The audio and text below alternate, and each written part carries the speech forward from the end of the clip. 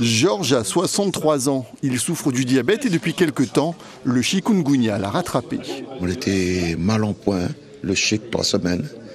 Et ce matin, vomissement et vomissement. Mais là, le chic, ça va, ça a dû passer quelque part. Mais ça fait mal, les membres, ça fait mal.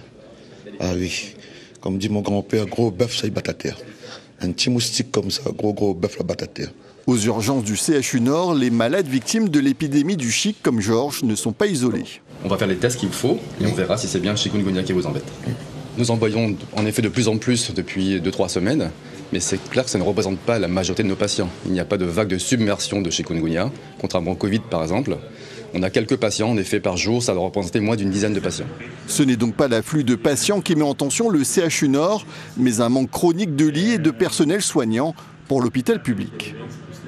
Et quelques patients supplémentaires qui nécessitent une prise en charge hospitalière un peu longue, parce que ce sont des patients fragiles et vulnérables, et bien ça suffit à embouteiller le système hospitalier.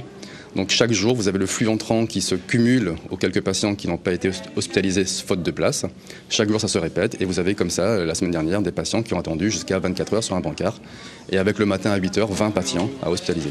En attendant, les urgences se réorganisent avec une nouvelle salle pour éviter tout chaos. C'est une zone de très courte hospitalisation où les gens sont en attente de résultats ou en surveillance de très courte durée ou encore en attente de place d'hospitalisation. Ça nous permet en plus de dégager un peu le hall d'entrée que vous avez derrière vous, de les mettre un peu à l'abri, de donner une impression de fluidité et non pas d'être dans une espèce de cours des miracles où c'est parfois très pénible à vivre tant pour les soignants que pour les patients. Le déclenchement du plan blanc pour le CHU permet l'octroi de personnel supplémentaire. 2 ont été affectés au CHU Sud en provenance de l'Hexagone et sont déjà repartis. Un autre devrait arriver.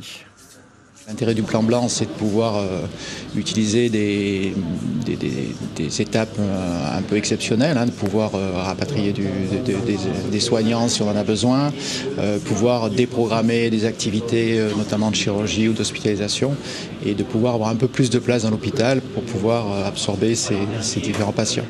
Le service pour les insuffisances rénales a dû accueillir 7 patients qui, en plus de leur pathologie chronique, souffraient du chikungunya.